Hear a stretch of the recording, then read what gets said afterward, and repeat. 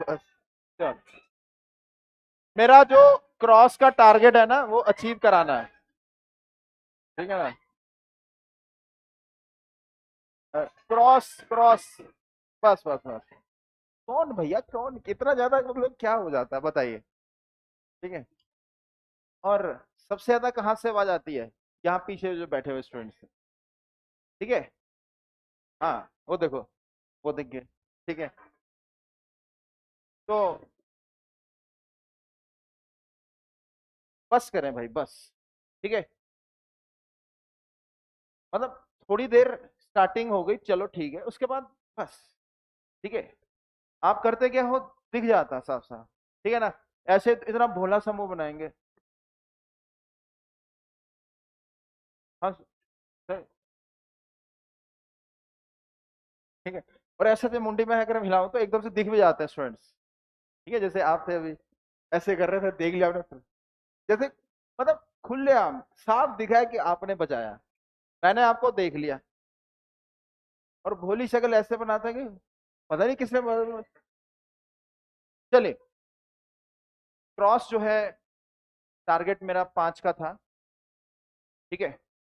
तो अच्छी तरीके से जो अपनी एनर्जी लगाइए लर्निंग के अंदर, अच्छी तरह से समझना है। ठीक है, जैसे अभी आपसे मैं पूछ रहा था, तो उस बैच से यहाँ बैच आते आते एक सवाल पूछा आपसे, उसका आंसर दीजिए। मेरा सवाल यह था कि सर्कुलर मोशन में सेंटर की तरफ एक्सेलरेशन कितनी होती है? V square by R, simple answer. ठीक है। पहला आंसर आपका क्या था?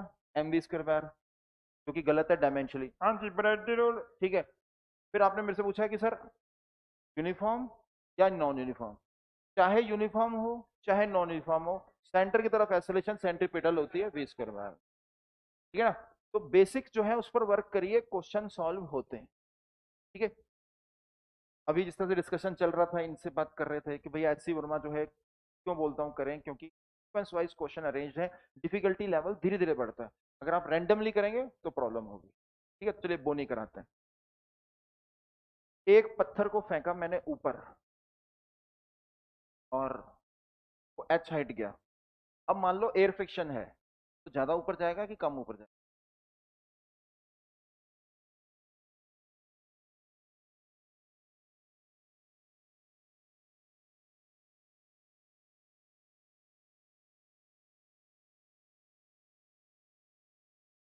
ज्यादा ऊपर जाएगा। क्यों?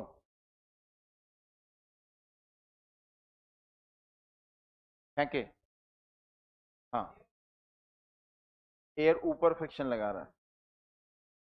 हाँ, आराम सोचो तो सही।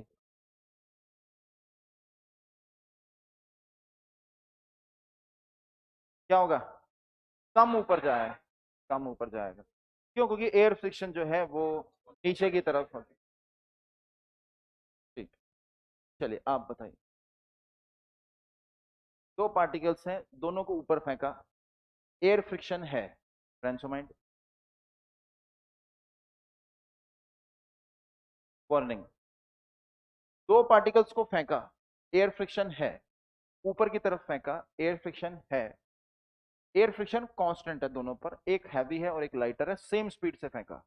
फिर से, दो पार्टिकल को सेम स्पीड से ऊपर की तरफ फेंका, एक हैवी है और एक लाइटर है। ऑब्वियसली जब एक हैवी है दूसरा लाइटर होगा, जैलॉजिक। तो फ्रिक्शन अगर कांस्टेंट है, एयर फ्रिक्शन, कौन ज्यादा ऊपर जाएगा? ये बताएं।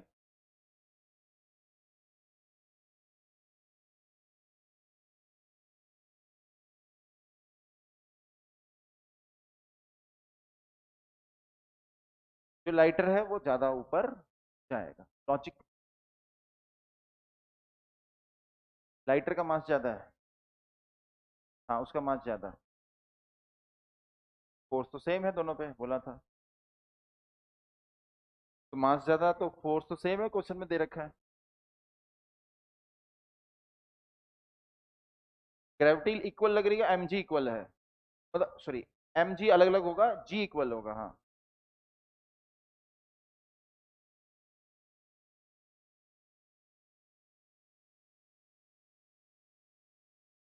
एयर फ्रिक्शन तो सेम है भाई। देखो कैसे सोचें, आप इस तरह देखो, सुन लो ना भैया, ये मेन एम क्या है? सीखना है ना। तो मैं चाह रहा हूँ कि आप थोड़ा स्ट्रगल करें। जैसे आप कहाँ पर फंस रहे हो, आप 2 बार से उसी चीज में फंस रहे हो कि फ्रिक्शन अलग अलग मान रहे हो। मैंने बोल दिया क्वेश्चन में फ्रिक्शन क्या है, सेम। तो आपके दिमाग में आना चाहिए फोर्स इक्वल टू मा गिव रिस्पेक्ट। तो अगर फोर्स सेम है तो जिसका मास ज्यादा होगा उसकी एक्सेलरेशन कम, और जिसका मास कम होगा उसकी एक्सेलरेशन ज्यादा। फिर अब आगे सोचो। रिटार्डेशन हो रही है ना, तो रिटार्डेशन ज्यादा किसकी होगी, लाइटर की। मास कम तो रिटार्डेशन ज्यादा आ जाएगी। जल्दी कौन रुकेगा, लाइटर। ज्यादा ऊपर कौन जाएगा, हैवी। बस। ठीक है, आप कुछ कह रहे थे इसमें। बैठ जी हाँ। हाँ यही सेम ना, क्लियर है। चार्ट पेपर जो है उससे रिलेटेड सवाल के लिए बोला था ना कि सवाल पूछेंगे। किनसे पूछा था कि भाई आप कुछ भी पूछ लो, ऐसा कुछ था ना। अच्छा हाँ। हाँ तो चैप्टर कौन से थे, सारे सारे। चलो चार्ट पेपर से स्टार्ट करते हैं, ठीक है ना। तो चार्ट पेपर जिन्होंने बनाया वो भी प्रेजेंट है। भाई आए क्यों नहीं थी लास्ट क्लास में, नहीं नहीं बता रहे हैं हाँ। कंफर्म करिए भाई, अनुभव का है हाँ। तो झूठ बोल रहे हो आप भाई, क्या कह रहे हैं? आने का मन नहीं कर रहा था। हाँ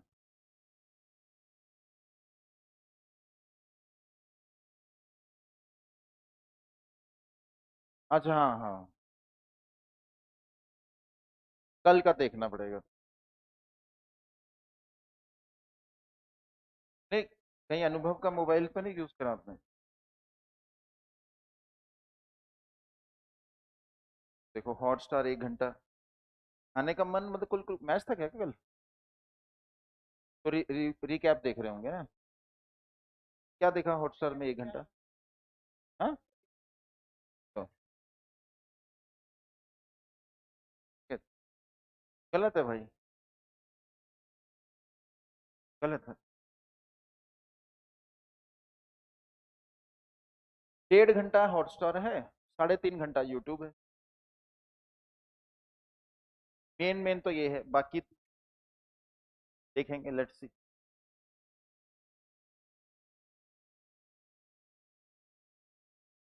भाई सीरियसनेस लेके आनी है, कल भी बताया था, एक बार फिर से बता देता हूँ। कल किसने पूछा था मेरे से कि सर सीरियस नहीं है हम, शायद मेरे ख्याल से आप बोल रहे थे, आप बोल रहे थे कि सर हमें पता है सब हम कर लेंगे, ये कर लेंगे, लेकिन सर सीरियसनेस नहीं आती। पता सब है लेकिन हम सीरियस नहीं हो पाते सर पढ़ाई के प्रति।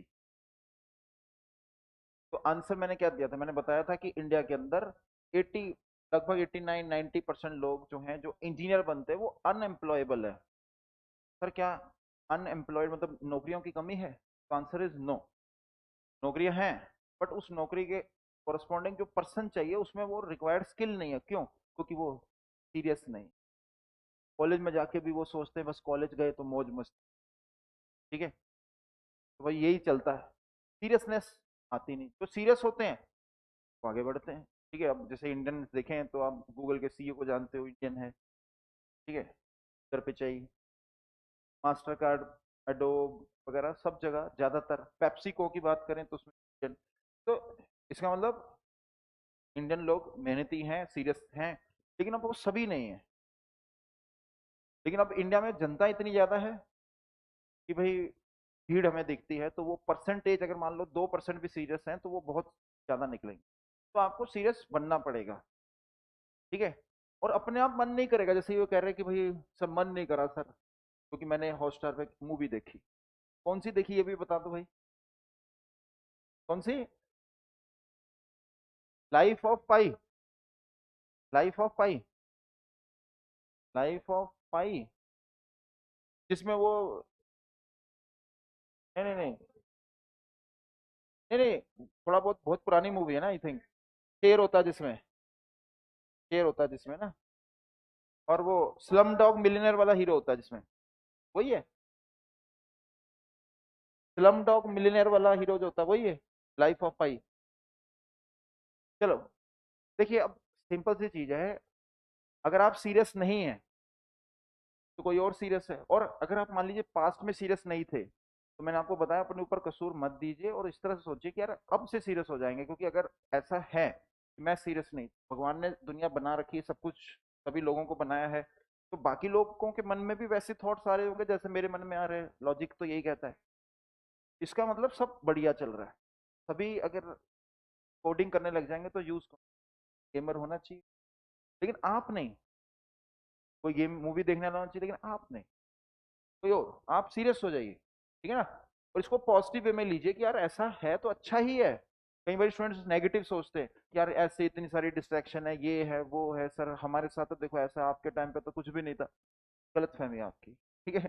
तो मतलब सभी चीजें थी, सारी डिस्ट्रैक्शन जो, अब मतलब हम फिजिकली क्रिकेट खेलने चले जाते थे, साथ में एक बच्चा था तो उसको पुलिस भी पकड़ के ले गई थी, बहुत सारी चीजें। तो चलिए, तो बोनी हो गई। चलिए फिर इंतजार किस बात का, लेक्चर को स्टार्ट करते हैं। पोली चुप करके ऐड में बैठे रहे भाई, और आप स्टूडेंट्स जहां पर भी हमें सारे लेक्चर को स्टार्ट कर दीजिए, कह दीजिए क्या, जय लॉजिक। इसका लॉजिक लगाते रहे, कुछ भी हो बेसिक्स बनानी है फंडामेंटल के साथ, नो छेड़छाड़। और सीरियसनेस लेके आइए, कैसे आएगी सीरियसनेस, वो भी लॉजिक से आएगी। डिस्ट्रैक्शन को खत्म कैसे करेंगे, वो भी लॉजिक से। डिस्ट्रैक्शन है भगवान ने बनाई, थैंक यू, बट हमें उसके बीच में अंदर इन्वॉल्व नहीं होता, थोड़ी देर के लिए भी नहीं, टाइम लगा के भी नहीं।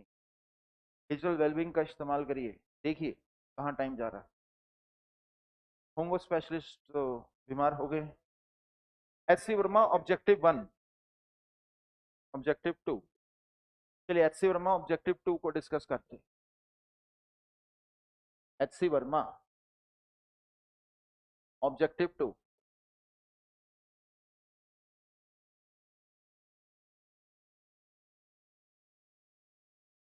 क्वेश्चन नंबर 1, बोनी। हैंड डिस करिए, कितने स्टूडेंट का डाउट। 1। इसका 1 का मेरे ख्याल से डी पार्ट पे डाउट है, क्योंकि ये सेम क्वेश्चन जो है मॉड्यूल के अंदर भी है और उसके अंदर आंसर डी दिया हुआ है ना। हाँ, नन सही है। तो मैं ऐसा करता हूं, डी ऑप्शन डायरेक्ट डिस्कस कर लेता हूं। देखिए, ये है एक्स एक्सिस, ये है वाई एक्सिस।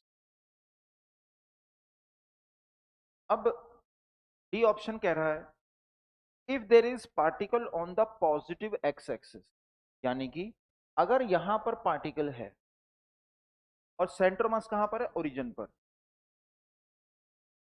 ठीक है। तो centre mass of the particle is at the origin. So if there is a particle on the positive x-axis, there must be at least one particle on the negative x-axis. तो negative x axis पर एक particle होना चाहिए, must. ये जरूरी नहीं है, क्यों? क्योंकि अगर मान लीजिए मैं यहां पर एक पार्टिकल रखूं और एक यहां पर रखूं, let us suppose M dash और ये एम डैश, तो सेंटर मास यहां पर आ सकता है कि नहीं? आ सकता है। क्या नेगेटिव एक्स एक्सिस पर पार्टिकल को रखना मस्ट है? नहीं। इसलिए ये डी ऑप्शन जो गलत हो रहा है, तो none is the correct answer, ठीक है। तो ये रहा डी ऑप्शन। डी बाकी में भी है, चलो सारे ही पढ़ लेते हैं। पहला, if the number of particles to the right of the origin is equal to the number of particles on the left. तो ये तो आप इसी डायग्राम से देख सकते हो, तो आप इसी डायग्राम से देख सकते हो, आपको पता चल रहा है कि जो ये फर्स्ट है ये गलत। सेकंड देखें, the total number of particles to the right, नहीं सेकंड तो हो गया, नहीं नहीं अलग है। The total mass of the particle to the right of the origin is same as the total mass to the left of the origin. बिल्कुल नहीं। कैसे सर? मान लो ये बहुत हैवी है, कैपिटल एम, और ये क्या है, लाइटर है, तो लाइटर वाला क्या हो सकता है, दूर, हैवी वाला जो है सेंटर मास के पास में। तो इसका मतलब राइट साइड का मास और लेफ्ट साइड का मास सेम हो, ऐसा नहीं होता। Friends mind warning. हाँ, लेफ्ट और राइट का मास सेम हो तो ऐसा जरूरी नहीं है, ठीक है ना। जैसे एग्जांपल के लिए centre mass of this class यहाँ पर कहीं बीच में आ रहा है, यहाँ तो मैं कहूँ कि लेफ्ट में मास और राइट में मास सेम है, ये जरूरी नहीं, ठीक है ना? क्यों? क्योंकि हो सकता है कि लेफ्ट में ज्यादा, मतलब कहिए कि स्टूडेंट्स बैठे हैं और मास ज्यादा है, लेकिन राइट में स्टूडेंट थोड़ा दूर बैठे हैं। क्योंकि अगर दूर बैठेंगे तब भी बैलेंस हो जाएगा ना, m1 x1 is equal to m2 x2 करना है, तो आप दूर बैठा दीजिए। क्लियर है? ये चीज क्लियर है? See the number of particles on the X axis should be equal to the number of particles on Y axis, दूर दूर तक नहीं। और डी तो डिस्कस कर ही लिया, हो गया। आगे बताएं ऑब्जेक्टिव 1, सॉरी ऑब्जेक्टिव 2 का आगे 7।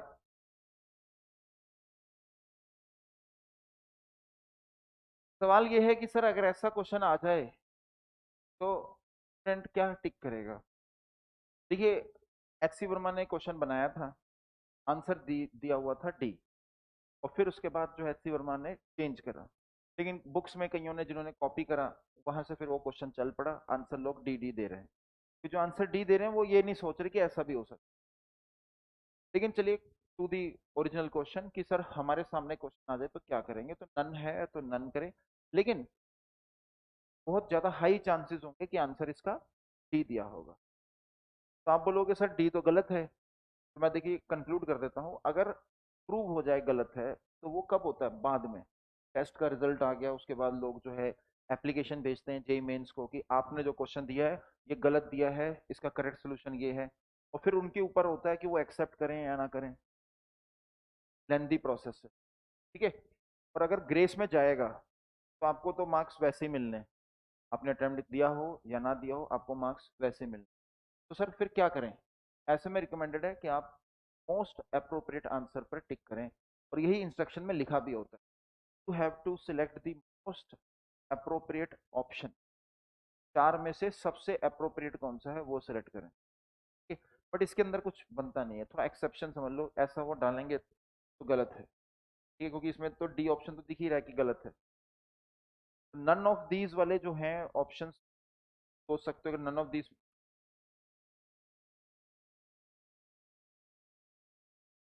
हाँ इसमें भी नन दिया है, हाँ सभी में नन दिया है। पैकेज में जो है मॉड्यूल के अंदर एक क्वेश्चन है उसके अंदर आपको डी दिया, क्योंकि पहले एचसी पर में डी दिया था आई थिंक, ये नई बुक है इसलिए 2010 के बाद वाली में चेंज। आगे 8th 7th, a block moving in air breaks into two parts and the parts separate, the total momentum must be conserved। क्यों भैया, टाइम तो बताया नहीं ना, किस टाइम की बात कर रहा है?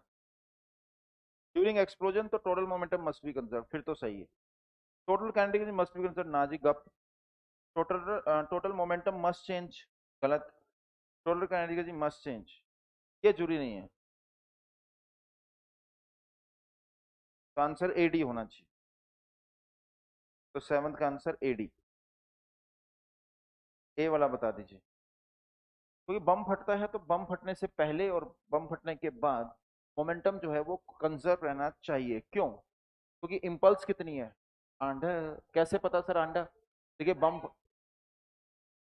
बिल्कुल, जब ये धमाका होता है तो जो डेल्टा टी है ये टेंडिंग टू जीरो होता है, फ्रेंड्स माइंड।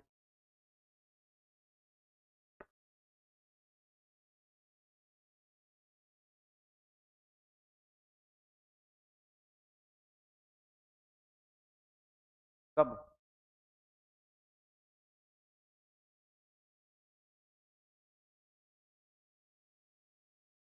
तो वार्निंग मिल गई बैठ जी। जब धमाका होता है, तो जब धमाका होता है, अचानक होता है धमाका, तो delta T tending to zero है, तो ये सिस्टम है।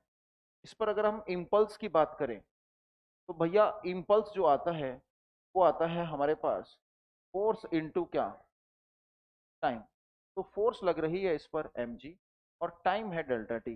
लेकिन क्या सर, लेकिन डेल्टा टी जो है वो टेंडिंग टू जीरो है, तो अगर delta T tending to zero है तो आई भी किसको टेंड करेगा? अंडर, तो जीरो आ गया, तो I will be tending to zero, खत्म। ये तो क्लियर हो गया एनर्जी वाला। हाँ जी,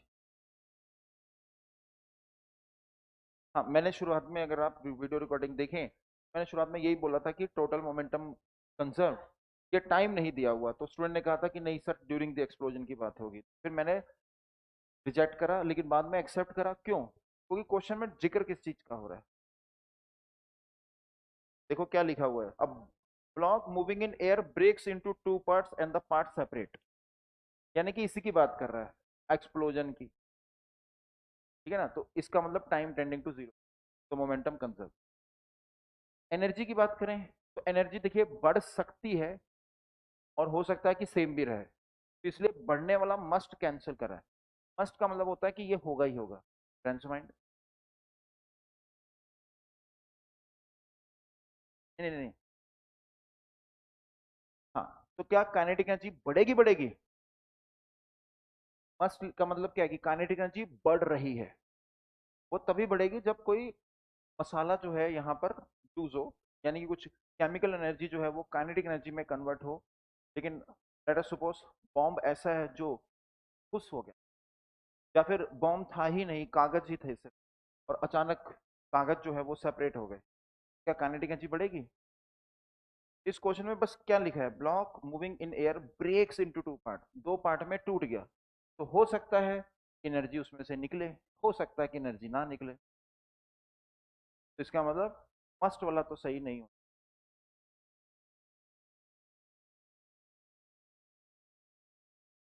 मस्ट भी, नहीं, बी क्या था, total kinetic energy must be conserve, total kinetic energy must change. नहीं नहीं, सेम भी रह सकता है। मेरे हिसाब से तो आंसर क्या होना चाहिए, ए हो जाना चाहिए। डी दिया है, मस्ट नहीं मे होना चाहिए। देखो किसी के ऑप्शन में मे दिया क्या, मस्ट ही है, मस्ट है। तो हाँ देखो मैं प्रूव करके दिखाता हूँ कि आप देखिए एक्सी वर्मा पे विश्वास मत करिए, आप लॉजिक पे विश्वास करें। जैसे देखिए, अगर मान लीजिए कि टूटता है, दो भागों में टूटता है,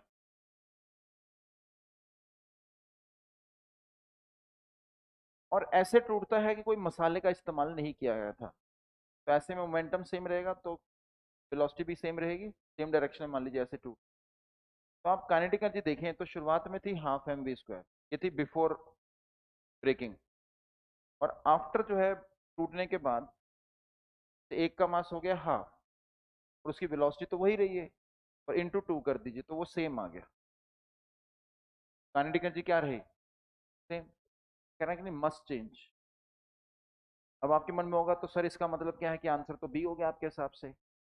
मैं मस्ट के अगेंस्ट हूँ। बी में क्या लिखा है, मस्ट सेम रिमेन सेम, तो ये चेंज हो सकती थी कि अगर यहाँ पर कुछ मसाला बम फटता, जैसे ही बम फटता, तो अब ये जो है और ये जो है इनकी स्पीड अलग अलग हो सकती, क्योंकि एक दो में टूटा, उनकी काइनेटिक एनर्जी बढ़ गई। जैसे एग्जांपल के लिए लक्ष्मी बम जो है यहाँ पड़ा हुआ है, काइनेटिक एनर्जी कितनी है, एंड आपने आग लगाई, धमाका हुआ, एकदम से काइनेटिक एनर्जी बढ़ गई। तो एनर्जी कहाँ से आ रही है, काइनेटिक एनर्जी मसाले से, है ना? तो मसाला जो है यहाँ पर हो सकता है। लेकिन चलिए अब और थोड़ा सोचते हैं, ब्रेन स्टॉर्मिंग करते हैं। Block moving in air breaks into two parts and the part separate, इसके अंदर मसाला है, ये कहाँ लिखा हुआ है, ये भी है ना, ब्रेक है। नहीं, लेकिन अब ब्रेक हो रहा है तो अब उसके अंदर साउंड निकलता है, यानी कि कहीं ना कहीं काइनेटिक एनर्जी का नुकसान हो रहा है, कहीं ना कहीं से कुछ एनर्जी आ रही होगी। तो ब्रेक अगर अपने आप हो रहा है तो कुछ ना कुछ हो सकता है कि एनर्जी का नुकसान हो।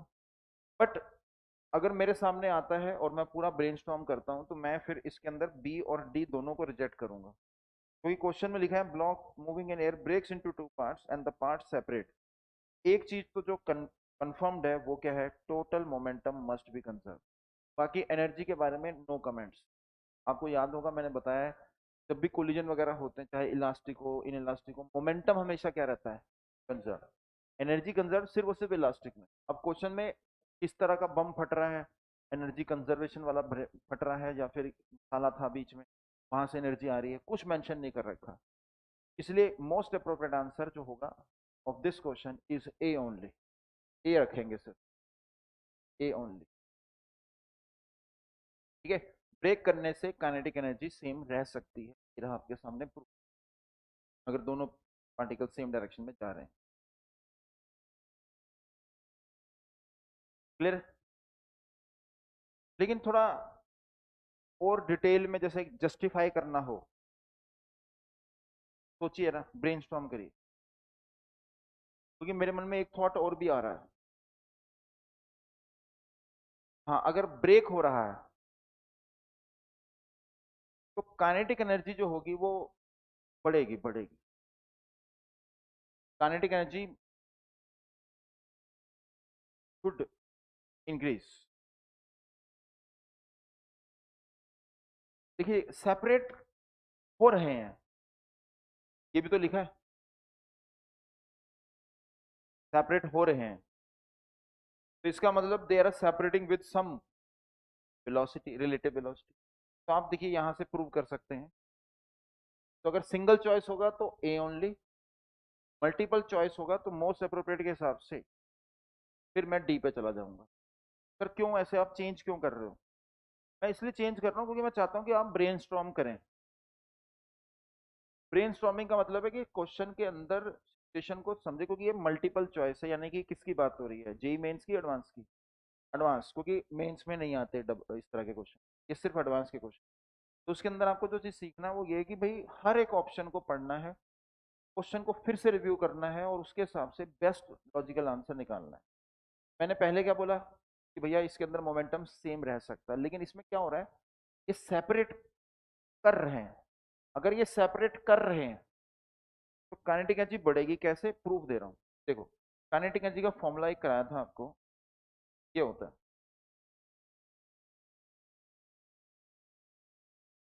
ये फॉर्मूला कराया था ना।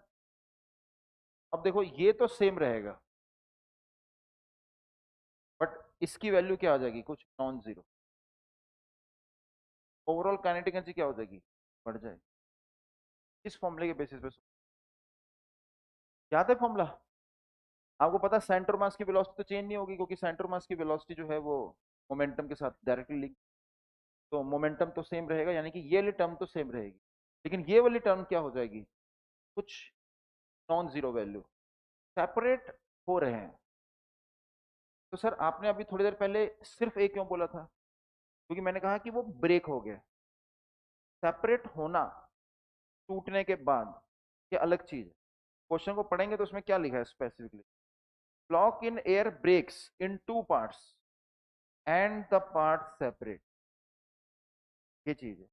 मतलब दो भागों में टूटा, ये कहना, और उसके बाद दो भागों में टूटा और वो क्या हो रहा है, सेपरेट हो रहा है, इसमें फर्क है। तो अभी आपने क्या करा है, यहाँ पर जैसे दोनों की सेम स्पीड मान ली, तो ये सेपरेट नहीं कहलाएंगे, ये तो ब्रेक हो गया। मतलब जैसे बुक गिर रही थी, दो भागों में टूट गई, दूर से दिखने पर हमें दिखेगा नहीं कि दो भागों में टूटी, क्योंकि दोनों भागों की स्पीड क्या होगी, सेम, वेलोसिटी क्या होगी, सेम। लेकिन अगर वो टूट के सेपरेट होती है, यानी कि एक के रिस्पेक्ट में दूसरे की क्या आ गई, रिलेटिव वेलोसिटी आ गई, तो ये कुछ नॉन जीरो टर्म आ गई। नॉन जीरो टर्म आ गई तो काइनेटिक एनर्जी हल्की सी चेंज होगी, बढ़ जाएगी, ये तो कंफर्म है, यानी कि डी कंफर्म हो। कम नहीं हो सकती, कुछ भी करके कम नहीं हो सकती। कैसे सर? क्योंकि कम करने के लिए आपको इससे कम करना पड़ेगा, क्योंकि बम फटने से पहले काइनेटिक एनर्जी कितनी थी, half M V C M square. अब इससे कम काइनेटिक एनर्जी कैसे हो सकती है? उसके कम तभी हो सकती है जब ये टर्म नेगेटिव हो, और ये टर्म कभी नेगेटिव हो नहीं सकती। रिड्यूस मास कभी नेगेटिव नहीं होगा, रिलेटिव वेलोसिटी कभी नेगेटिव अगर हो भी गई तो उसका स्क्वायर है, तो अल्टीमेटली ये पॉजिटिव है। कम नहीं हो सकती। अगर सेपरेट कर रहे हैं कम नहीं हो, वेलोसिटी आई, यानी कि सेंटर ऑफ मास फ्रेम में कुछ मूवमेंट हुआ, काइनेटिक एनर्जी बढ़ेगी ही बढ़ेगी। एक बार इसको ऐसे सोचिए सेंटर ऑफ मास फ्रेम से, तो अगर बम फटा सेंटर ऑफ मास फ्रेम में, तो अब आपको सेंटर ऑफ मास फ्रेम में काइनेटिक एनर्जी बढ़ते हुए दिख रही है कि नहीं दिख रही? दिख रही है। अगर दिख रही है तो ये वैल्यू क्या आएगी, नॉन जीरो, क्योंकि ये क्या होती है, kinetic energy in centre of mass frame होती है। Hence prove. तो मैथमेटिकल एक फॉर्मूले से हमने प्रूव कर दिया। आपकी बारी। हाँ, अगर क्वेश्चन में लिखता कि काइनेटिक एनर्जी मस्ट इंक्रीज तो भी सही था, क्योंकि डिग्रीज का सवाल नहीं पैदा होता। वो तभी हो पाएगा जब कुछ मोमेंटम नॉन कंजर्व्ड हो, यानी कि कोई बॉल है, छत पे फेंका, दीवार पे फेंका और जाके दीवार पर स्ट्राइक कर रही है, तो आप कह सकते हो कि स्ट्राइक करने के बाद काइनेटिक एनर्जी कम हो गई। लेकिन ये हवा में ब्लास्ट हो रहा है तो मोमेंटम तो कंजर्व्ड है। अगर मोमेंटम कंजर्व्ड है, ये तो काइनेटिक एनर्जी थी, और अब क्या हो जाएगी, समथिंग एक्स्ट्रा।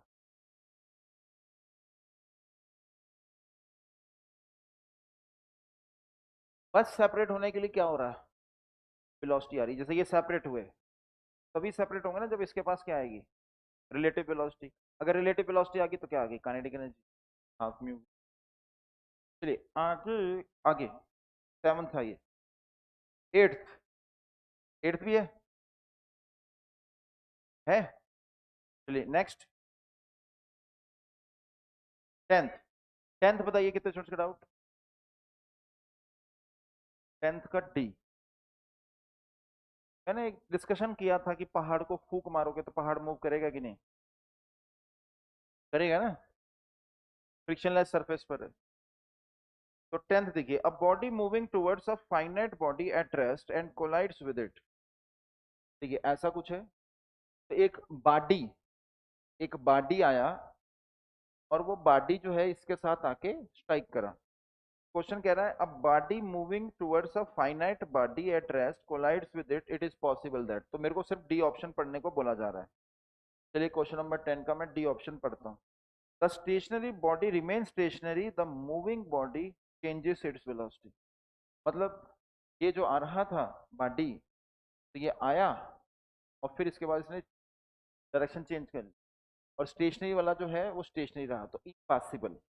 क्यों, क्योंकि आता क्या है, एलएमसी। तो शुरुआत में मोमेंटम किधर है, राइट साइड, और अगर ये यूटर्न ले लेता है तो मोमेंटम किधर हो गया, लेफ्ट साइड। तो क्या कभी ऐसा हो सकता है कि मोमेंटम जो है कंजर्व हो जाए, नहीं। अगर शुरुआत में मोमेंटम राइट साइड है तो फाइनली भी मोमेंटम राइट साइड होना चाहिए। ओके, तो गलत है,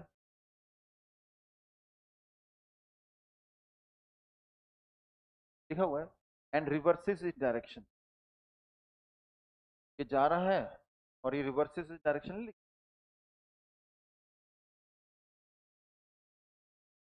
the stationary body remain stationary, the moving body change its velocity.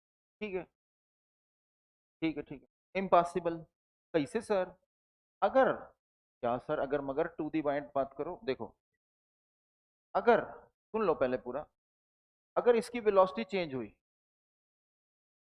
अगर इसकी वेलोसिटी चेंज, तो दिस इंप्लाइज मोमेंटम चेंज। यहां तक सहमत हो, अगर वेलोसिटी चेंज हुई तो इसका मतलब मोमेंटम चेंज हुआ, इसका मतलब फोर्स लगी होगी, न्यूटन थर्ड लॉ। तो स्टेशनरी बॉडी पर भी फोर्स लगी होगी।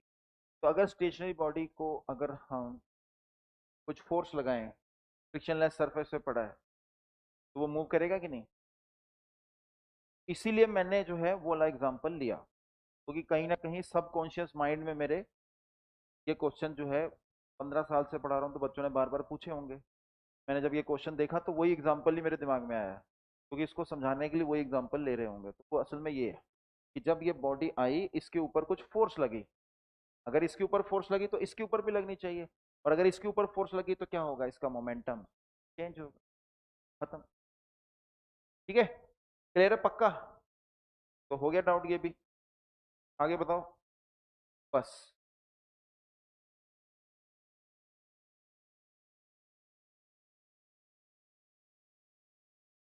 क्योंकि ट्रक जो है वो फ्रिक्शनलेस सरफेस पर है क्या, तो उधर कब हो सकता है, अगर ये फ्रिक्शन होती तो ये डब्बा रेस्ट पे रह सकता था। एक एक करके, हाँ, फ्रिक्शनलेस, जब तक बोला ना जाए तब तक आप फ्रिक्शन नहीं मानते। हाँ, इधर क्या कह रहे थे, हो गया।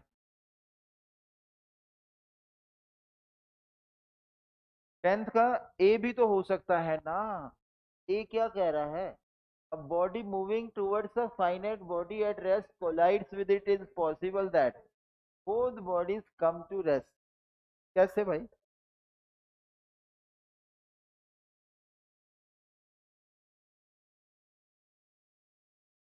ऐसे कैसे, पहला बॉडी रेस्ट पर है, दूसरा उसके आगे स्ट्राइक कर रहा है।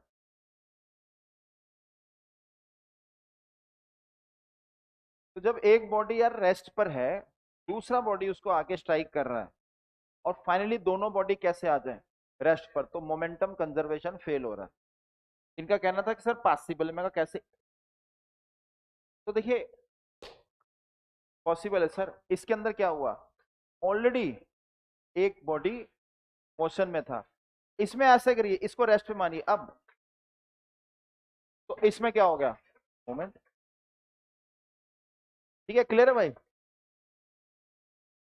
चलिए अब हो गए डाउट्स, आगे बढ़े।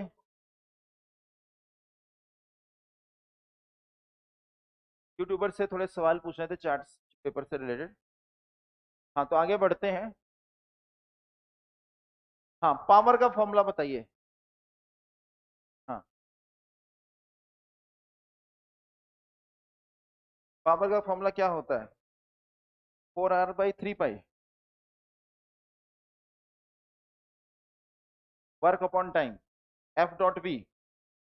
F.V भी होता है work upon time dW/dt।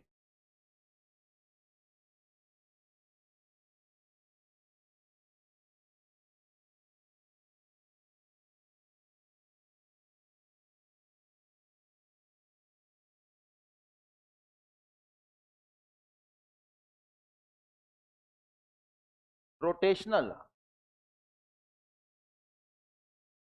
Equilibrium,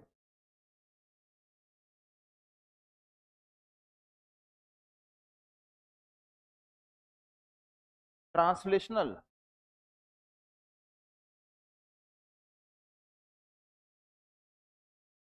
equilibrium,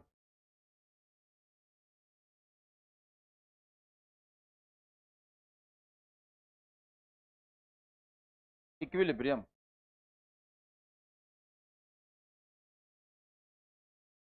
देखो चलिए अब आगे बढ़ते हैं। तो अब मैं तीन चीजें यहां पर लिख रहा हूं, एक है रोटेशनल इक्विलिब्रियम, एक है ट्रांसलेशनल इक्विलिब्रियम, और एक है इक्विलिब्रियम, सिर्फ इक्विलिब्रियम। जैसे सिर्फ वेलोसिटी बोला इसका मतलब नेट वेलोसिटी, सिर्फ वेलोसिटी बोला इसका मतलब क्या है, net velocity. Friends of mind,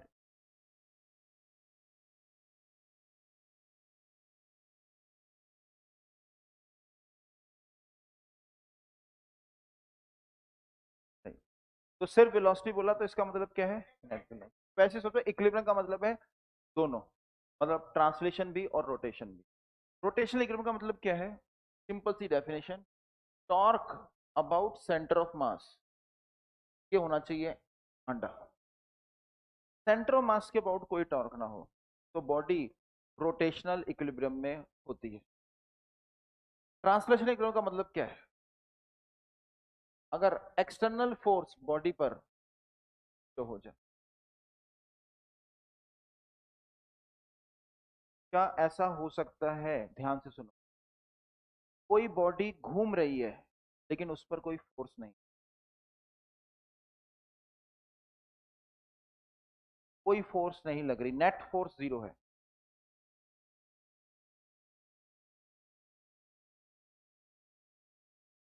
मान लो मैं ऐसे आपके यहाँ पे कंधे पे मारता हूँ और यहाँ से भी मारता हूँ ऐसे करके, तो नेट फोर्स कितनी है, लेकिन घूमोगे कि नहीं? फिर mg नॉर्मल एक्शन से बैलेंस, क्या ये हो सकता है? ऐसा हो सकता है बॉडी जो है उसके ऊपर नेट फोर्स जीरो हो। जैसे देखिए ये एक रॉड है और यहां से आपने फोर्स लगाई F और एक फोर्स यहां से लगाई F। ये कोई पूछे आपसे ये क्या है, ट्रांसलेशनल इक्विलिब्रियम है, बट नॉट क्या, रोटेशनल।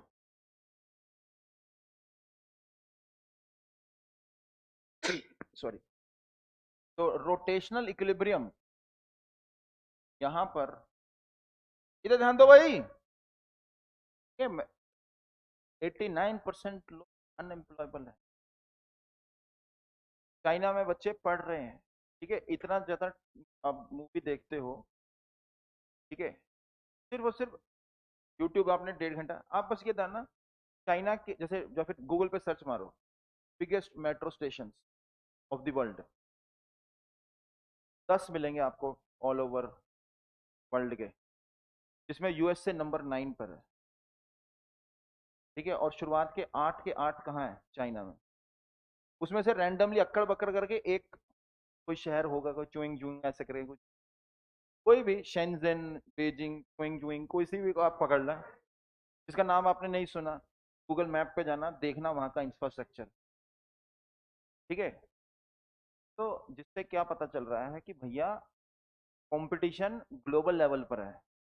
ठीक है, वो पढ़ाई कर रहे हैं, ठीक है, फिजिक्स, और ओब्वियसली वहां पर पूरे वर्ल्ड की बात करें ना, तो आपको क्या लगता है कि यूएसए के लोग जो आपके एज के हैं क्या कुछ अलग कर रहे हैं क्या? वो भी यही कर रहे होते हैं, कि करिकुलम लगभग सेम ही होता है, फिजिक्स केमिस्ट्री मैथ पढ़ते हैं, और फिर उसके बाद कंप्यूटर साइंस वगैरह, अगर कंप्यूटर साइंस में जा रहे हैं, इंजीनियरिंग कर रहे हैं, सब कुछ ग्लोबल कंपटीशन। ठीक है, तो इस तरह से सोचा करें। और यहाँ पे क्यों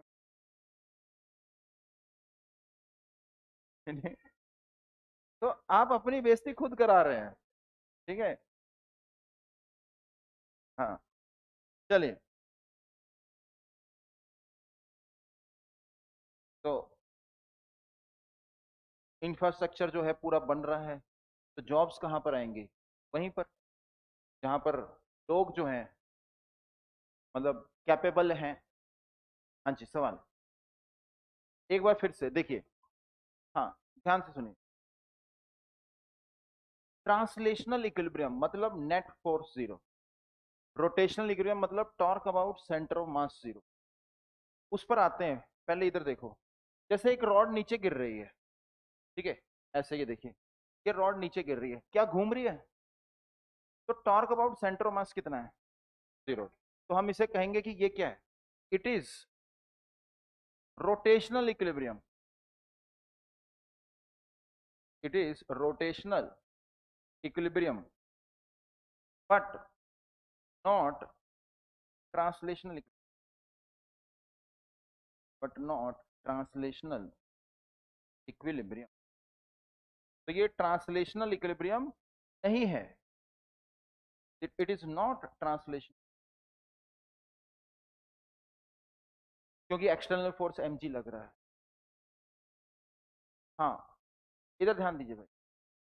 तो रोटेशनल इक्विलिब्रियम का मतलब है torque about centre of mass. तो torque about centre of mass zero होता है रोटेशनल इक्विलिब्रियम। चलो भाई, फ्रेंड्स माइंड, नहीं नहीं, आपके पीछे, तो वार्निंग मिली।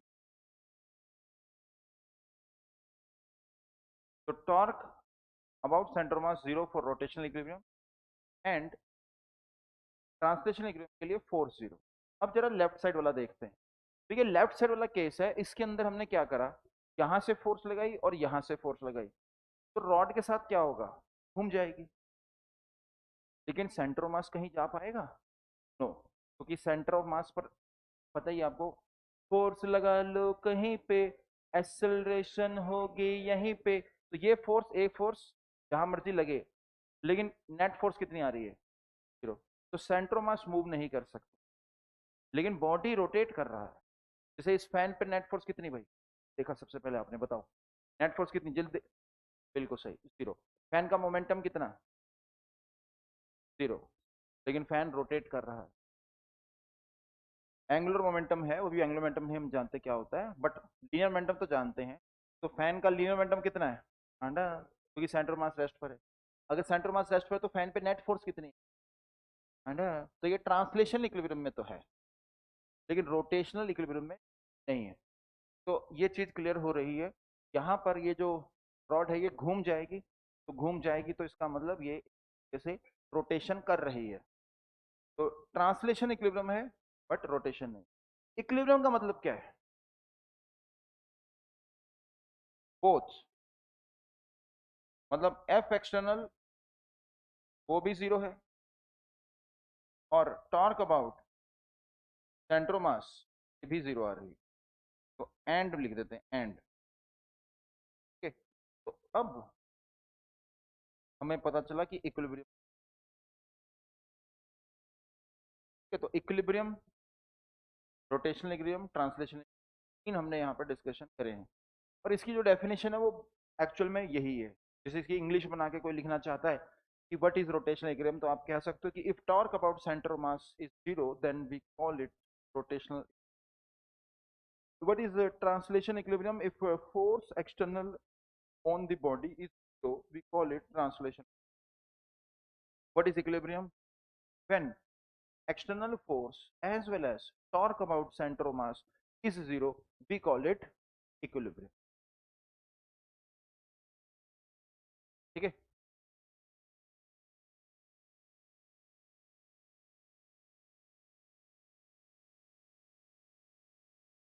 फिर से हाँ, सवाल एक आ रहा है कि सर एक आपने सर इक्विलिब्रियम हमें पहले भी बताया था, तो आपने सर हमें इक्विलिब्रियम पहले बताया था स्टैटिक, स्टैटिक था क्या वो, स्टेबल, आप स्टैटिक स्टैटिक बोले, स्टेबल इक्विलिब्रियम, अनस्टेबल इक्विलिब्रियम और न्यूट्रल इक्विलिब्रियम। सर वो काहे पढ़ाए थे? देखिए वो जो था that was for a particle, particle मतलब है सिर्फ और सिर्फ एक ही पार्टिकल, और ये क्या है, सिस्टम ऑफ पार्टिकल। इस चैप्टर की स्टार्टिंग ही किस डेफिनेशन से, ये बताएंगे, बताएंगे, ये बताएं, नहीं, रिजिड बॉडी से। सेंट्रोमास तो सिस्टम से स्टार्ट करा था, बट इस रिजिड रोटेशन चैप्टर चल रहा है ना अभी, तो इसकी स्टार्टिंग हमने रिजिड बॉडी से करी थी, यानी कि सिस्टम ऑफ पार्टिकल। और हमने stable equilibrium, unstable equilibrium, neutral equilibrium करा था वर्क पावर एनर्जी। तो तब तक तो पार्टिकल ही चल रहा था, सिस्टम ऑफ पार्टिकल स्टार्ट नहीं हुआ। एक पार्टिकल के लिए वो स्टेबल, अनस्टेबल, न्यूट्रल होता है, लेकिन ये सिस्टम ऑफ पार्टिकल्स के लिए ये होता है, किसी रिजिड बॉडी के लिए। सर अब इसका हम अचार डालें, तो यहाँ तक नोट हो गया। अब जो खास बात है वो ये है, if a body, if a body, क्या sir, if a body is in equilibrium then torque of, torque of external forces, external is zero about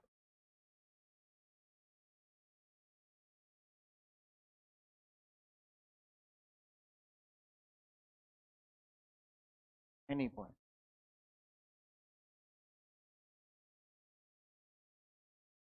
एक बात हमने कि अगर हमारे पास इक्विलिब्रियम वाला केस है तो टॉर्क किसके अबाउट जीरो होती है, एनी पॉइंट, एनी पॉइंट। ये एक स्टार पॉइंट है, इसको हम यूज, मतलब जितना भी पिछले स्लाइड पे कराया उसका कंक्लूजन यही है। आपने देखा बॉडी इक्विलिब्रियम में है, इक्विलिब्रियम में जब भी बॉडी होगी ना रोटेट करेगी ना ट्रांसलेट करेगी, तो टॉर्क कितनी होगी। लास्ट क्लास में जो हमने क्वेश्चन करे थे वो रोटेशनल इक्विलिब्रियम के थे, ट्रांसलेशन या फिर इक्विलिब्रियम के थे, इक्विलिब्रियम। तो उसके अंदर हम टॉर्क जीरो कर रहे थे किसी भी पॉइंट के बाद,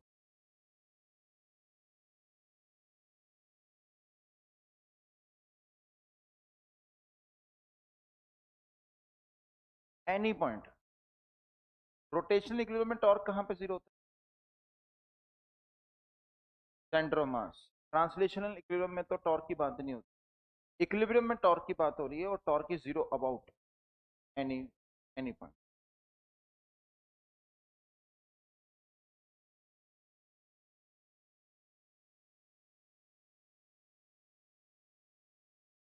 ठीक है, आगे बढ़े, चलो भाई, हाँ जी, आगे बढ़ते हैं। देखिए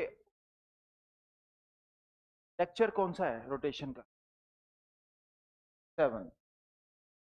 तो रोटेशन को टफ इसलिए बोल दिया जाता है कि कंपेयर करते हैं वो असल में ट्रांसलेशन के साथ, कि ट्रांसलेशन का जो पहला लेक्चर था उसी के अंदर सर ने बता दिया था फोर्स इक्वल टू मास। लेकिन यहाँ पर अभी तक हम वहां पर पहुंचे ही नहीं है। हम अभी तक सिर्फ ए को पढ़े हैं और एफ को पढ़े हैं, यानी कि टॉर्क को पढ़ा है और मोमेंट ऑफ इनर्शिया को पढ़ा है। तो असली जो सवाल इस पर जो पूछे जाएंगे ज्यादातर, या फिर कहिए रोटेशन का यूटिलाइजेशन जो होगा, वो होगा न्यूटन के लॉ से। इस तरह से न्यूटन का सेकंड लॉ क्या था, force equal to mass into acceleration, तो वैसे यहाँ पर भी एक होता है torque is equal to I alpha. I क्या है, वो मोमेंट ऑफ इनर्शिया, और अल्फा है एंगुलर एक्सेलरेशन। तो हेडिंग डाल सकते हैं न्यूटन सेकंड लॉ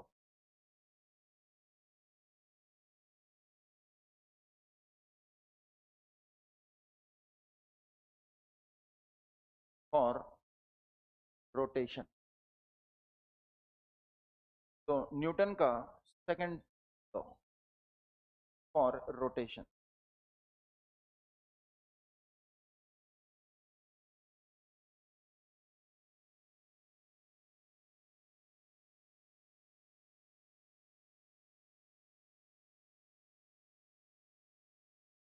देखिए Newton second law for translation क्या था, Newton second law in translation, force equal to मा, या फिर force equal to DP by D T. मतलब फोर्स को आप लिखते थे डीपी बाई डी टी। तो अब यहां पर जो होगा वो हो जाएगा torque is equal to DL by D D टी। अब इसके अंदर एक नई टर्म आ रही है जिसको पढ़ेंगे हम बाद में, एंगुलर मोमेंटम। सर ऐसा क्यों, बस समझ लो कि सीक्वेंस ऑफ टॉपिक कुछ इसी तरह से होती है। एंगुलर मोमेंटम थोड़ा बाद में पढ़ते हैं। सर क्यों, आना तो पहले चाहिए। नहीं, अगर पहले पढ़ा देंगे तो वो सही नहीं जाता, मतलब ये एक्सपीरियंस ऑफ द क्लासेस। पहले जो है आपको क्या करना है, tau is equal to I alpha का यूज करना है। यानी कि फोर्स इक्वल टू अगर मा है, फोर्स की जगह पर आ जाएगा टाउ, आई की जगह पर आ जाएगा, सॉरी एम की जगह आ जाएगा आई, और फिर ये अल्फा। हम इसका इस्तेमाल करने जा रहे हैं। तो Newton second law in translation जो है वो हमारे पास ये रहा, और हमने क्या करा, उससे Newton second law for rotation बना। फिर से सुनिए रहा, फोर्स इक्वल टू मा, न्यूटन का सेकंड लॉ। फोर्स का रोटेशन एनालॉगस टॉर्क, मास का rotation analogous moment of inertia, और एंगुलर एक्सेलरेशन जो है वो रोटेशन एनालॉगस है किसका, एक्सेलरेशन। तो एक्सेलरेशन की जगह आ गई एंगुलर एक्सेलरेशन, मास की जगह पर आ गया मोमेंट ऑफ इनर्शिया, टॉर्क की सॉरी फोर्स की जगह पर आ गया टॉर्क। ये बन गया हमारे पास न्यूटन का सेकंड लॉ। तो हमारा फोकस जो रहेगा वो इस पर रहने वाला। सर इसकी स्टेटमेंट क्या होगी, तो बस यही है कि भैया टॉर्क लिखेंगे आई अल्फा के बराबर करेंगे। लेकिन सुनो सुनो, इसमें थोड़ी सी चीज क्या है कि आपको अगर ये इक्वेशन लगानी है तो कहाँ पर बैठ के हम लगाएं। कहीं पर भी बैठ सकते हैं, तो देखिए ऐसा नहीं है। क्यों सर, क्यों क्यों, सुनते जाइए सुनते जाइए। जैसे ये बताइए, ये हमेशा वैलिड है या फोर्स इक्वल टू मा हमेशा वैलिड है ना। अगर ये वैलिड है क्योंकि इससे वो ड्राइव होता है, याद करिए क्लास में ड्राइव करा हुआ है।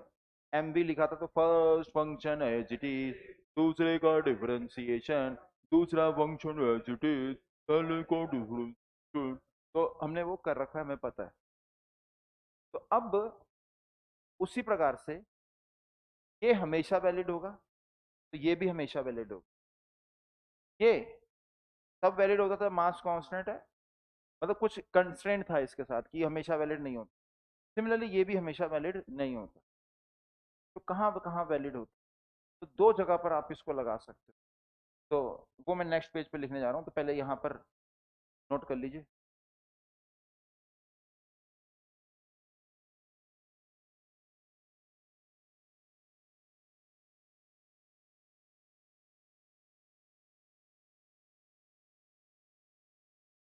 हो गया नोट,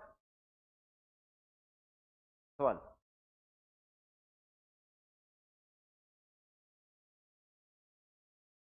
टॉर्क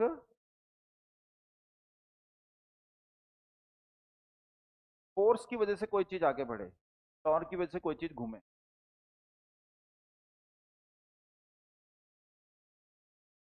ठीक है, इन्होंने कहा कि सर मैंने एक व्हीकल देखा, बजाज पल्सर 150, तो उसकी एड के अंदर ना वो बता रहे थे कि ये जो इंजन है ये 7300 न्यूटन सेकंड, न्यूटन मीटर का टॉर्क जनरेट कर रहा है। सर वो तो रोटेशन के लिए हो गया।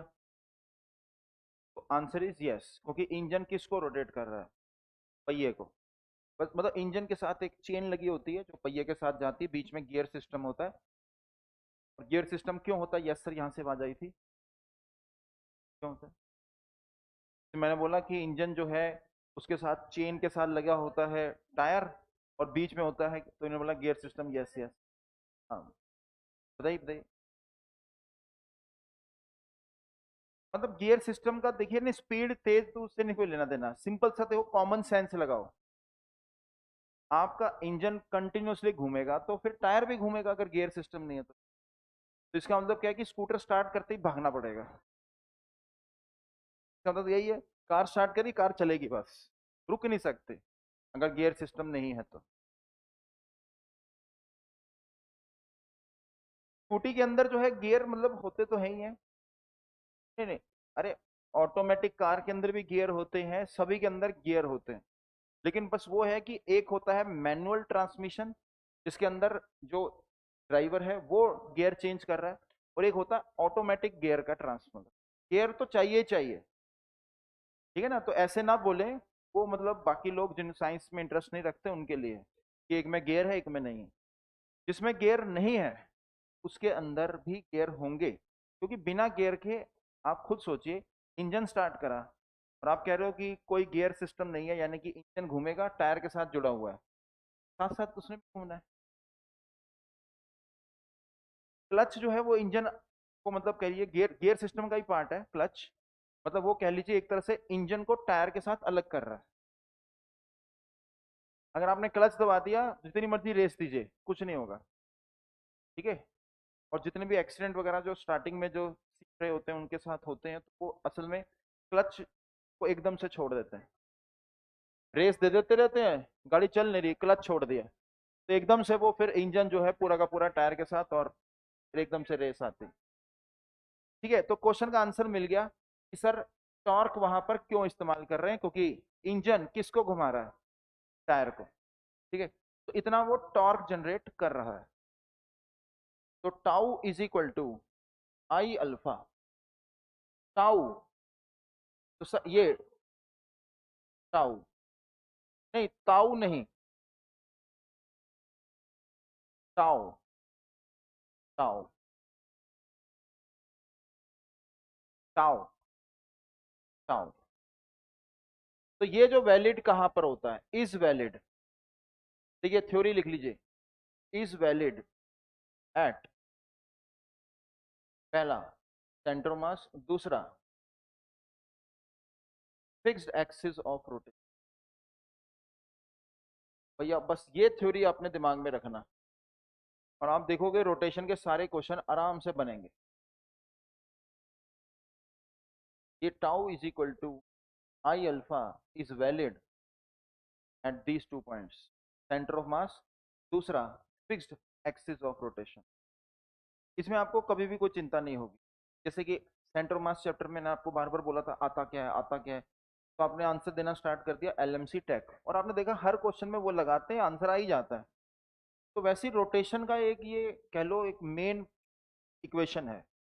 जब आप क्वेश्चन करोगे तो कईयों को कंफ्यूजन हो जाता है ना कि क्या करें सर, हम पजल हो रहे हैं, लगाएं। ठीक है, तो रोटेशन के अंदर ये एक तरीके से कह लीजिए इक्वेशन है जो कि लगाई जाती है, जिसमें वेरिएबल्स फाइंड करने में आसानी होगी। ये पहली इक्वेशन एक तरह से कह लीजिए जो आपको क्वेश्चंस रोटेशन वाले होंगे उन पर आएगी, और इसी यही मेन इक्वेशन है। मतलब आप देखोगे कि अब आने वाले आई थिंक 2 लेक्चर तक हम कुछ ऐसा नई थ्योरी तो करेंगे नहीं, यही चल रहा है, यही चलेगा। Tau is equal to I alpha. सवाल,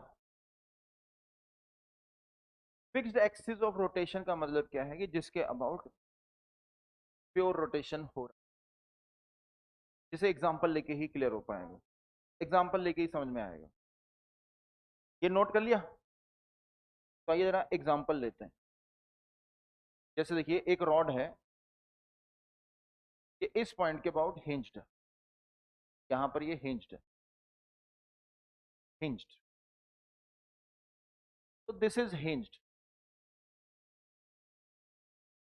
हिंज्ड का मतलब है कि उसके अबाउट ये रोटेट कर सकते हैं।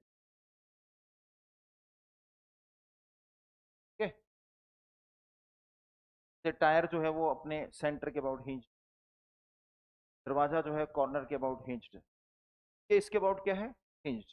तो ये क्या मूव कर रहा है, क्या मूव कर रहा है हिंज, नहीं ना। तो ये क्या है, फिक्स्ड एक्सिस ऑफ रोटेशन। इसके अबाउट कह लीजिए कि पूरा का पूरा बॉडी रोटेट कर रहा है। This is fixed axis of, clear है। तो सवाल ही कर लो। लेट अस सपोज इसकी लेंथ है L और इसका मास कितना है, M है। सबसे पहला सवाल, if rod is released, if rod is released from rest, then if rod is released from rest, then find initial angular acceleration,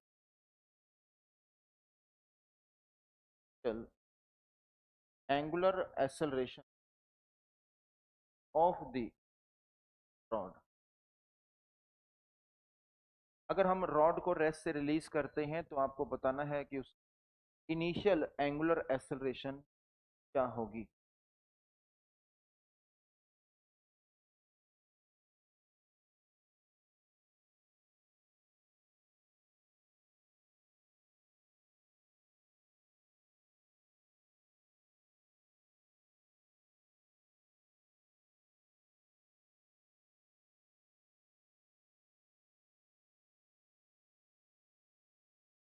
three G by dimensionally,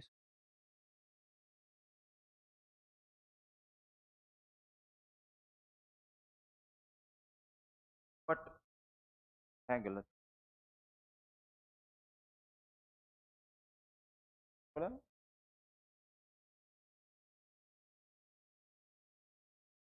bye 3L।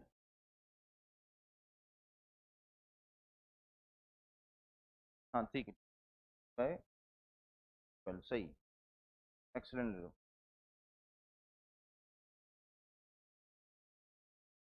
Excellent जो है वो 1 स्टार के बराबर, 3G/2L bye क्या, 12, 12, 13।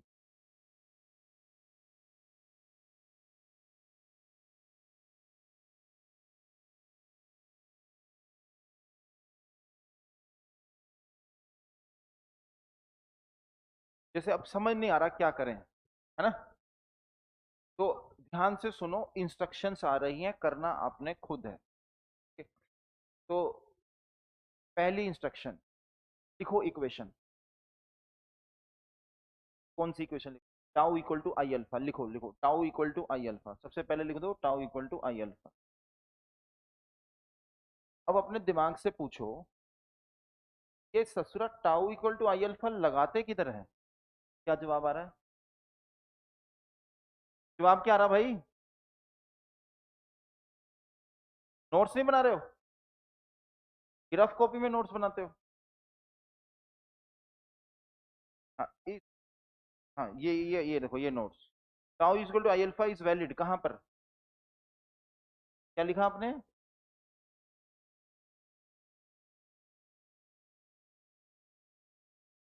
अरे notes बना रहे हो तो कार कहां से आ गया, कार लिखा मैंने। सेंटर मास कहाँ वैलिड है, sorry I tau equal to I alpha कहाँ वैलिड है, कार में। नोट सही करो भाई, कार है क्या है वो, क्या है, कहां पर वैलिड होता है ये tau equal to I alpha, centre of mass. अब वो सेंटर मास को अगर आपने कार लिखा है तो भाई आगे बैठो जल्दी ना, थोड़ा सही तरीके से स्क्रीन दिखे।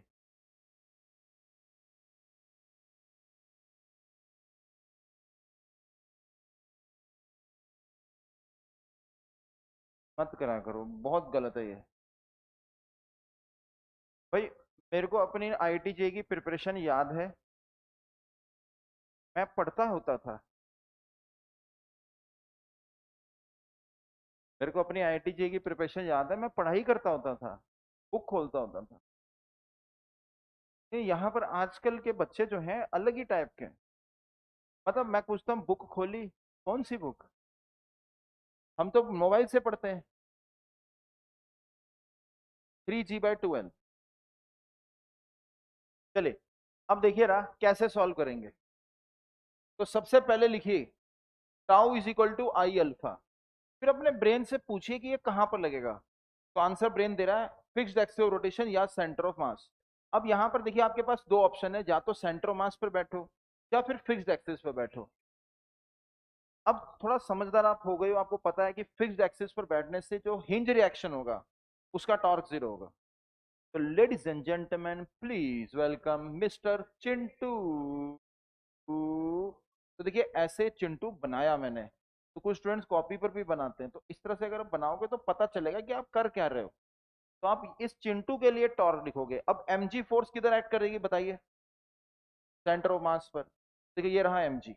अब mg का टॉर्क कितना आएगा? अब ये आपको सिखा रखा है, mg/L/2। और मोमेंट ऑफ इनर्शिया कितना है? ml²/12 बोल ना दियो 3। ये भी करवा रखा है कि कॉर्नर पर मोमेंट ऑफ इनर्शिया होता है ml²/3। और ये क्या है? अल्फा। तो यहां से अल्फा निकाल लीजिए। सर ये तो बहुत आसान हो गया। बस ऐसे ही है। ठीक है, वो डाई की ऐड आती है ना, बालों में डाई लगाएं,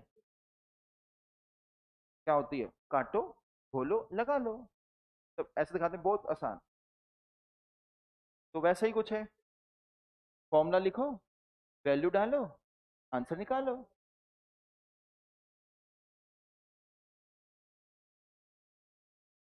फ्रेंड्स माइंड।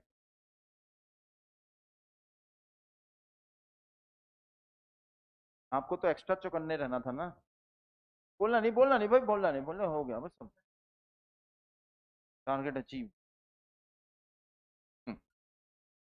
बताइए भाई।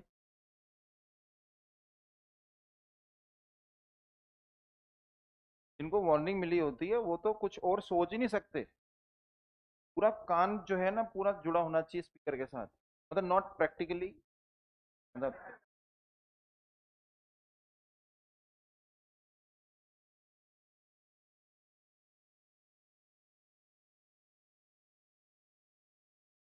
क्रॉस वाली कास।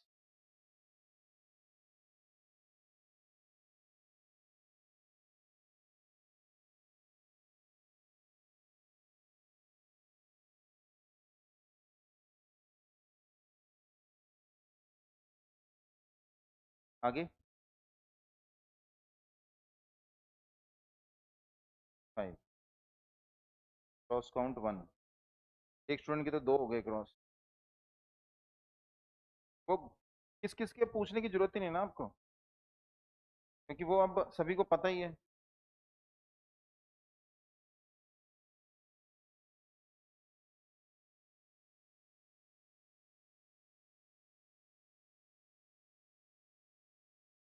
चलिए अब पूछे डाउट इसके अंदर।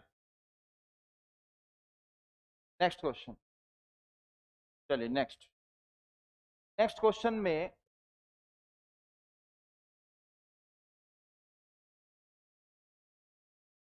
यही सेम कर रहे हैं। 10 स्क्वाट्स हैं, अगर नेक्स्ट क्वेश्चन गलत करें तो। ठीक है, आगे कॉपी चेक होगी। जैसे वो गेट से बाहर का गेट पास बनाया था, तो वैसे ही यहाँ पर अब कॉपी चेक होगी। 10 स्क्वाट रहेंगे, है ना? 10 स्क्वाट, क्योंकि सेम क्वेश्चन लगभग आने वाला है।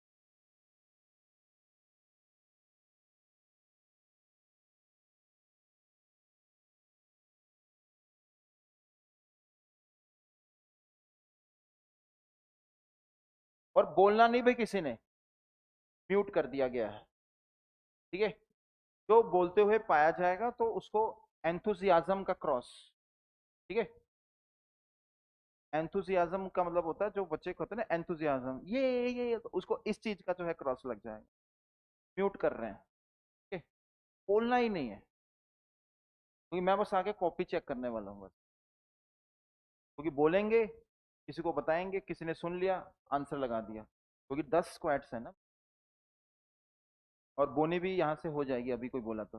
Your time starts. क्वेश्चन क्या है, if the rod is release from rest, अगर बोलना तो हैंड रेस करके बोला जा सकता है। If the rod is release from rest then find angular acceleration of the rod when rod is vertical. जब रॉड वर्टिकल हो जाएगी इस प्रकार से, तो आपको बताना है, इस लेंथ मान लीजिए एल है, तो आपको ये बताना है कि इसके पास क्या एंगुलर एक्सेलरेशन होगी। ऐसे गिर रही है, ऐसे मूव कर रही होगी, बोलना नहीं है, हैंड रेस करके। हाँ बोलिए। हाँ, मतलब ऐसे कुछ थी और ये फिर ऐसे गिर गई है, तो जब ये वर्टिकल हो गई है तो आपको बताना है कि इस इंस्टेंट पर जब रॉड वर्टिकल है तो अल्फा कितना होगा। ठीक है, ये सवाल, और आपको मिल रहे हैं 1 मिनट।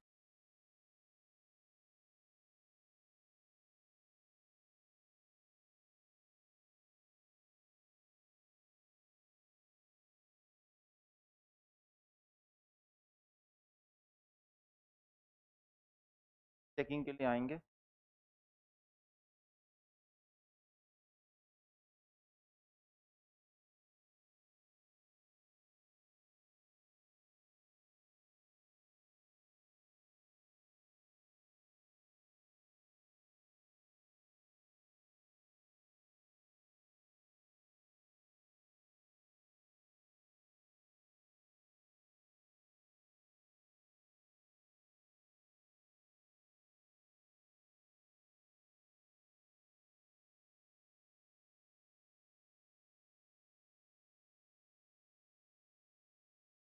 बोलना नहीं भाई,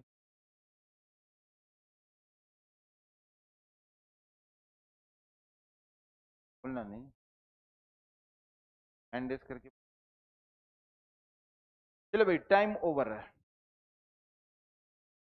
तो टाइम ओवर। तो मैं अब कैसे चेक करूंगा, नहीं बोलना नहीं अभी, कि आपने सही मार्क करा है कि गलत मार्क करा है। एक ऑप्शन ये है, लेकिन सभी के पास तो मोबाइल फोन नहीं होगा कि दंगल का इस्तेमाल करें ना, बोल पड़े, बोल पड़े। तो बोला था कि भैया क्रॉस लगेगा तो फिर फॉलो ही करना पड़ेगा ना।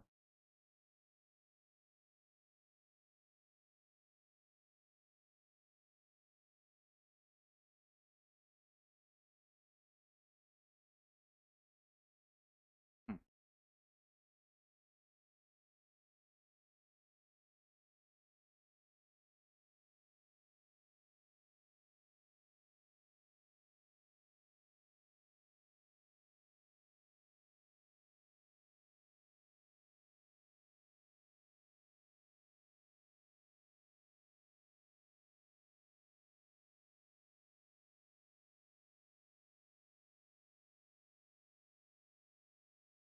तो देखिए, इसके अंदर मैं अब कॉपी चेक करने आ रहा हूँ, और कॉपी चेक करेंगे, और आप जो है मेरे को आंसर शो करें।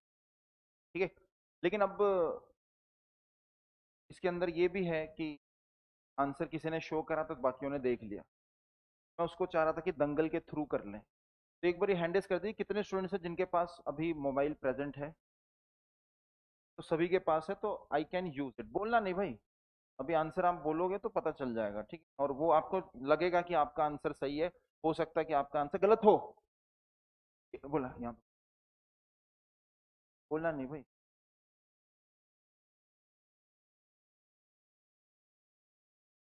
तो ऐसा करते हैं कि दंगल ही इसके अंदर चला लेते हैं। तो मैं अब दंगल चला रहा हूँ। ठीक है, 45 बाद में देते हैं टाइम, पहले ऑप्शन डाल दें। है, बी है और डी है।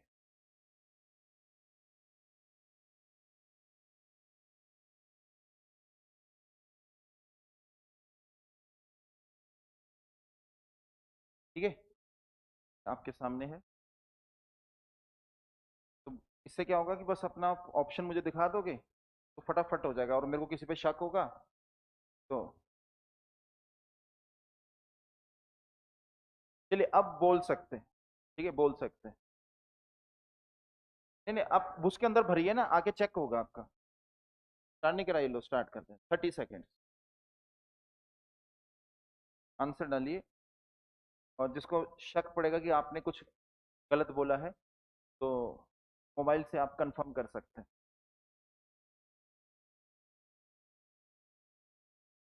नेटवर्क नहीं आ रहा, चलो कोई नहीं, आके चेक कर रहे हैं फिर। चलिए स्टार्ट करते हैं। हाँ, क्या आंसर है भैया? बोलना नहीं, बस दिखा दो यहाँ पर।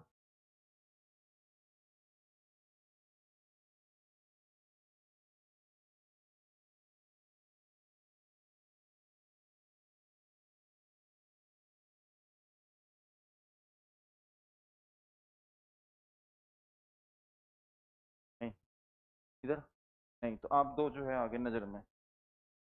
चलिए भाई, अब आंसर जो है मेरे ख्याल से इसके अंदर टाइम हो गया है, तो आंसर मैं बता देता हूँ। आंसर है डी। ठीक है,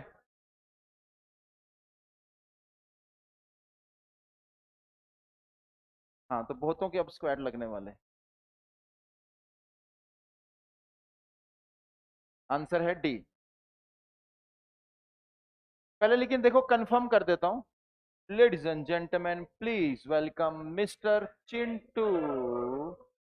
तो यहां पर देखिए चिंटू आ गया। अब धरती माता की फोर्स जो है वो यहां पर लगेगी, और मैंने कितनी बार बताया, बार बार बताया, एक बार फिर से, अगर फोर्स एक्सिस से ही पास करेगी तो टॉर्क हो जाएगा जीरो। तो इसका टॉर्क इसके अबाउट जीरो आएगा। देखो अब ये लगाएगा tau is equal to I alpha, torque तो जीरो आ रहा है, तो अल्फा की वैल्यू क्या आ रही है?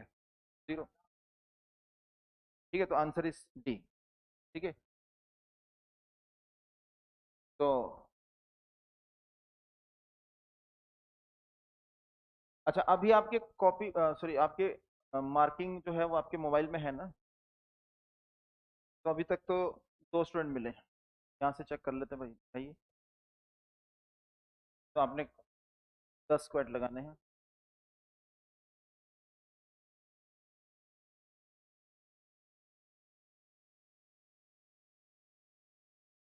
ठीक है, 10 स्क्वाड। आंसर कहाँ लिखा है? 10 स्क्वाड कहाँ लिखा है? जीरो। ठीक है,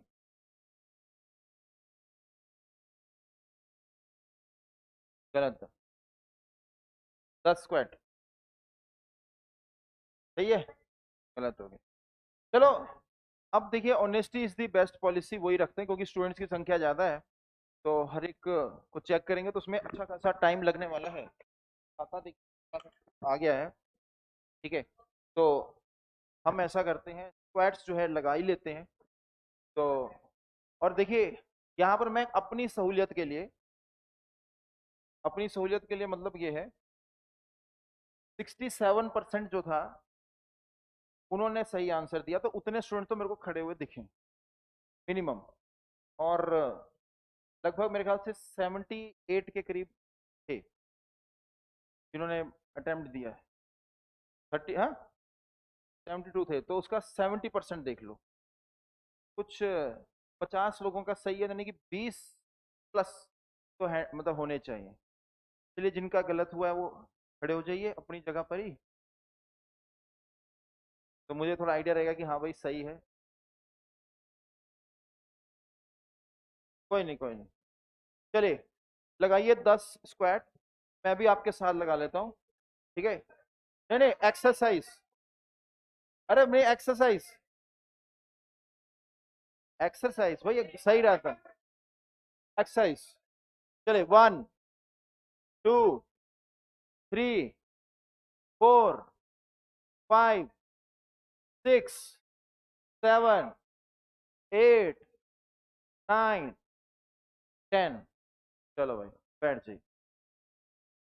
देखिए 10 स्क्वाड तो लगाने ही चाहिए, क्योंकि आप यहाँ पर टॉर्क जीरो जो है दिख रहा है आपको, और फिर भी आप गलत कर रहे हो, इसलिए 10 स्क्वायर लगाए थे कि भैया ये क्वेश्चन जो है टॉर्क, अगर आप रोटेशन में पिछले लेक्चर्स की बात करें, हमने टॉर्क निकाले हैं, हमको पता है कि फोर्स को एक्सटेंड कर दो, परपेंडिकुलर डिस्टेंस से मल्टीप्लाई कर दो, तभी बोला जाता है कि रेगुलर क्लास में आए,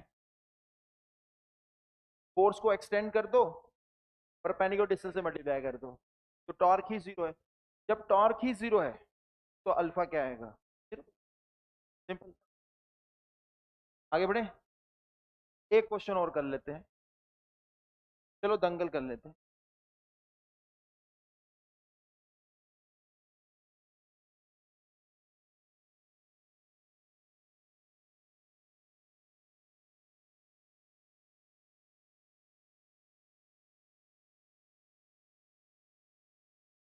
नहीं अभी चला देते हैं भाई, क्यों नहीं चले, चलो स्टार्ट पोल चल गया।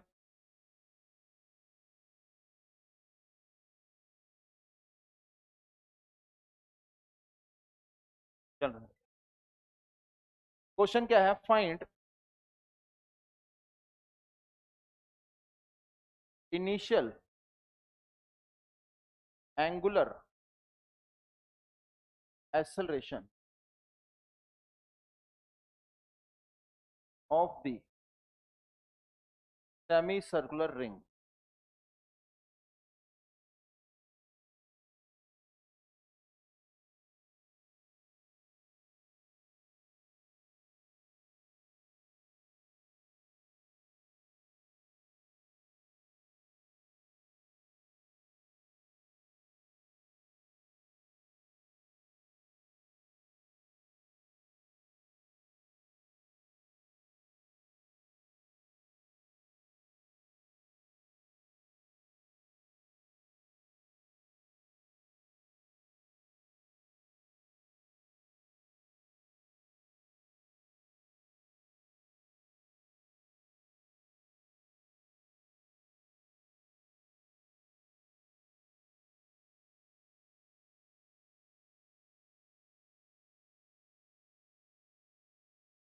एक हमारे पास यहाँ पर क्या है, सेमी सर्कुलर रिंग है,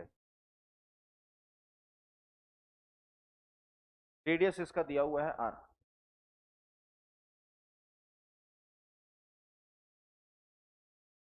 आपको यहाँ पर बताना है इनिशियल एंगुलर एक्सेलरेशन।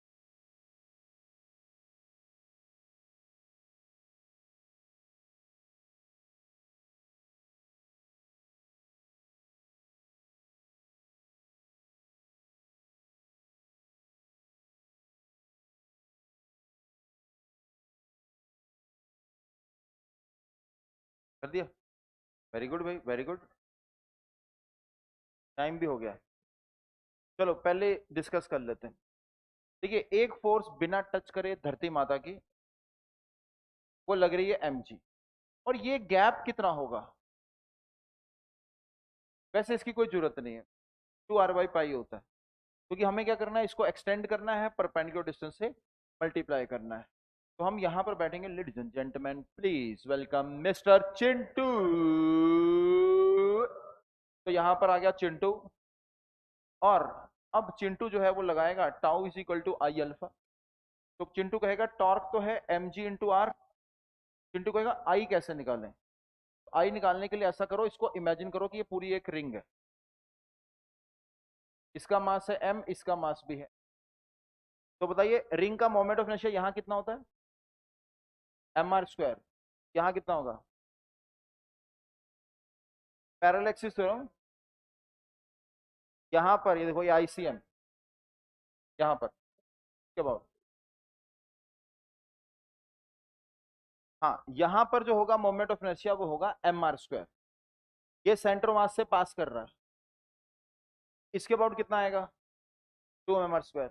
लेकिन क्या है कि हमें सिर्फ और सिर्फ आधा चाहिए, तो मैं टोटल मोमेंट ऑफ इनर्शिया कितना है, 2 mr स्क्वायर में m को 2m लेना पड़ेगा ना, क्योंकि अब इसका देखिए, मैं यहाँ पर मोमेंट ऑफ इनर्शिया निकालने की कोशिश करूंगा अबाउट दिस पॉइंट P, तो याद आएगा m, m की वैल्यू है 2m, तो mr स्क्वायर, लेकिन पता आपको पता है 2 mr square is the moment of inertia. यहाँ तक कोई दिक्कत? इस तरह का सवाल ऑलरेडी कर रखा है, याद करिए। वो एक डिस्क थी, डिस्क का एक पार्ट था और क्वार्टर सर्कुलर डिस्क थी, याद आ रहा है? क्वेश्चन पूछ रखा है, डीपीपी के अंदर था, क्वार्टर सर्कुलर डिस्क है, उसका मोमेंट ऑफ इनर्शिया आ रहा था mr²/2।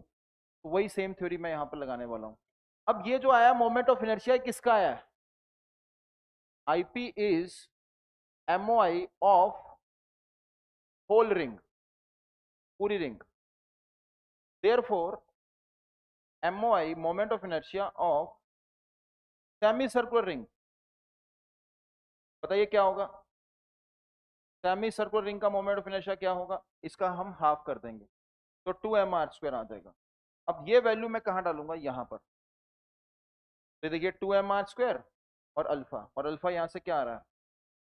G/2r, यानी कि ए ऑप्शन इसी से खत्म। तो G/2r is the correct answer. तो ए। हाँ, कुछ स्टूडेंट ने अटेम्प्ट दिया, लेकिन परफॉर्मर कौन है? अर्पित मौर्य। हाँ भाई। उसके बाद अमन कुमार। भाई अमन कुमार। हाँ। नहीं, क्षितिज। और ओवरऑल देख लेते हैं लीडर बोर्ड। तो क्षितिज जो है ओवरऑल, अब जैसे दो ही क्वेश्चन थे, ज्यादा क्वेश्चन। क्षितिज, रोहित और सुधांशु। ठीक है, तो पूछे डाउट जरा इसके अंदर। किसी को डाउट है कि अगर सर ये कैसे आया, तो पूछे। Tau is equal to I alpha, आज आपने क्या सीखा? Tau is equal to I alpha कहां पर लगता है? सेंटर ऑफ मास पर या हिंज पर? लेकिन ज्यादातर क्वेश्चन में हम कहां पर लगाते हैं? हिंज पर। जैसे इसके अंदर भी हमने कहा लगाया? हिंज। नेक्स्ट वाले पर भी हिंज पर। चलिए, अब होमवर्क क्या रहेगा? डीबीपी दिखा दीजिए, एक बार चेक कर लेते हैं डीबीपी। डीबीपी 3 में टॉर्क है। डीबीपी 3 एक डीबीपी कर लो, संडे को 2 डीबीपी दे देंगे।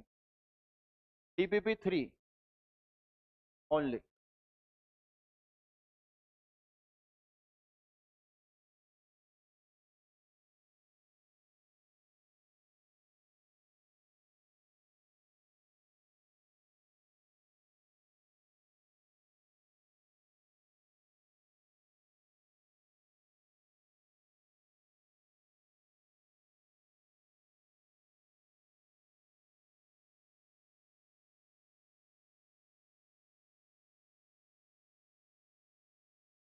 तो दैट्स ऑल फॉर टुडे, मिलते हैं फिर नेक्स्ट लेक्चर के अंदर। Okay students, bye.